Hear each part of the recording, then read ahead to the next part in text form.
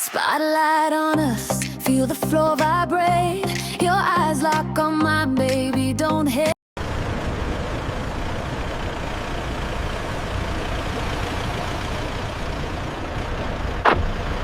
The car slowed to a stop in front of the grand building, its entrance alive with movement. Models, professionals, and rising talents streamed inside in elegant waves of color and confidence, their excitement filling the air. The sisters stepped out of the car together, adjusting their outfits as they joined the flow of people heading toward the entrance. But as they approached the doors, Sierra's steps slowed.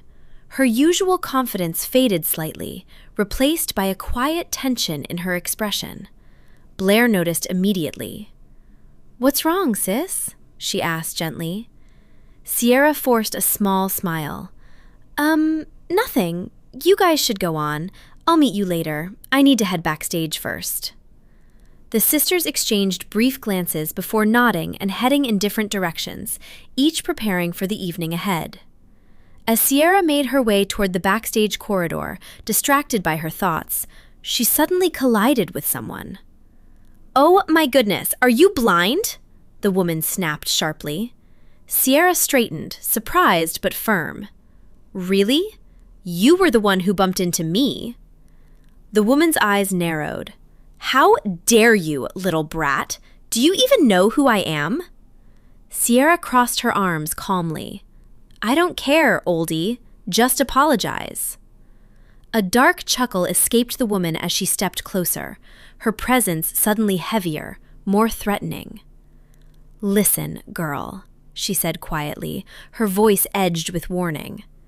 "I will make you pay for this. Clearly, you don't know who you're messing with." Sierra rolled her eyes, unimpressed. Without another word, she brushed past her and continued toward backstage. Behind her, the woman remained standing in the corridor, watching her walk away. Then slowly, she smiled. And it wasn't a friendly smile. "Oh, please, I don't care who you are. Apologize already."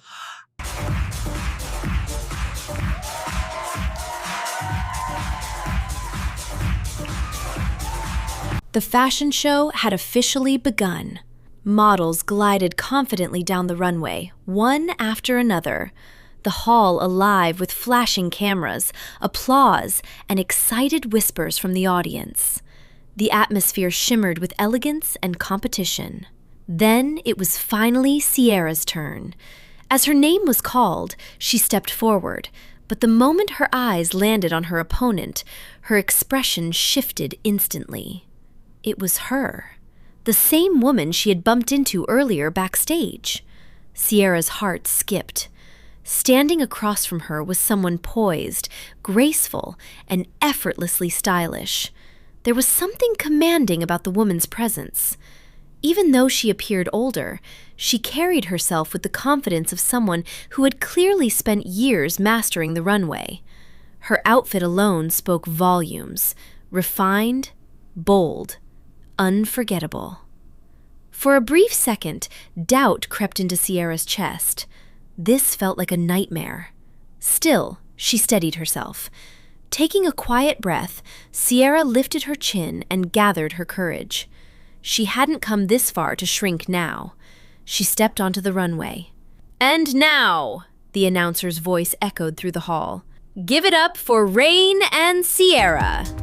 Both women walked forward like they owned the stage. Their confidence filled the room instantly. "Is she the Serene Sinclair?" Serene whispered from the audience, eyes wide with surprise. "She doesn't look old at all." The sisters exchanged stunned glances. Rene's presence was undeniable, her outfit flawless, her walk powerful, her aura magnetic. Still, they silently held on to hope for their sister. Who is Serene Sinclair? She is far from an ordinary woman. Serene Sinclair is the wife of Brain Sinclair and the proud mother of Andre and Adrian Sinclair, a family name that carries influence, elegance, and quiet power in the world they move in. But what most people don't know is where her true legacy lies. Serene Sinclair is the founder of Move Fashion Line. Yes, the very fashion house Sierra has dreamed of working for all her life. The same brand she has applied to countless times, hoping for just one opportunity, only to face rejection each time. And yet, the woman standing before her on the runway now is the mind behind it all. Unlike many founders who stay behind closed doors, Rain chose a different path. Because of her striking beauty, commanding presence, and timeless figure, she continued walking the runway herself. To the public, she is known simply as a fashion icon and model, never as the powerful woman who built Move from the ground up. Only her husband and her sons know the truth. Rain guards her private life carefully, so carefully, in fact, that most people wouldn't even imagine she is married, let alone the mother of 2 grown sons. She is admired, respected, untouchable, a perfectionist in every sense of the word. And when it comes to her family, Rain is fiercely protective. Her greatest fear has always been poverty. Having grown up with very little, she built her life with determination and discipline, promising herself that her children would never experience the struggles she once did.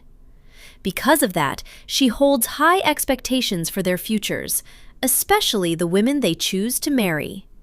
In her eyes, her sons deserve partners who carry influence, recognition, and strong reputations, just as she fought to build for herself. Rain Sinclair didn't just create a fashion brand, she created a legacy. 1 month later. Life in Los Angeles had slowly begun to feel like home for the sisters, each of them finding their own path. Blair had settled into her role at Sinclair Industries, adjusting quickly to the fast-paced corporate environment and proving she belonged there. Serene spent her days volunteering at a quiet local library, where her calm nature and kindness made her a favorite among visitors. Alexa, still recovering from Mason, suddenly disappearing from her life, threw herself into work at a lively bar downtown, using the noise and movement to distract herself from the silence he left behind. And Sierra was still waiting for the opportunity she had dreamed about for years. Move fashion remained just out of reach. Despite her persistence and passion, she hadn't been accepted yet. Still, she refused to give up. Somewhere deep inside, she believed her moment was coming. Meanwhile, across the city, something else was about to change everything. After years of living abroad, Adrian Sinclair had finally decided to return to Los Angeles. The news alone was enough to stir excitement in the Sinclair household. Rain and Andre personally drove to the airport to welcome him home. As they waited near the arrival gates, anticipation hung in the air. It had been years since they last saw him. And though the family name carried strength and composure, moments like this reminded them they were simply a family, waiting for one of their own to return. Welcome home, son. Your son. Good to see you, bro. They made their way toward the car together, still smiling. "Dad didn't come?" Adrian asked as they settled into their seats. "You know your father," Rain replied gently. "He's still at the office, but don't worry, you'll see him as soon as we get home." The ride back to the mansion was filled with laughter, memories, and playful teasing. It felt natural, like Adrian had never been away at all. Back at the Sinclair mansion, Brian Sinclair had been waiting. The moment Adrian stepped through the doors, Brian's composure melted into pure joy. His youngest son was finally home. Pride and relief shone clearly in his eyes as he welcomed him warmly. With a hug, the house suddenly feeling complete again. Son, how was your trip back home? It was fine, Dad. Good to know. With Adrian back in Los Angeles, things are about to change. Next, on Life in L.A. You look really beautiful, Angel, I must confess. Thank you. You are not to see that boy again, Sierra. You won't tell me who to date, Blair.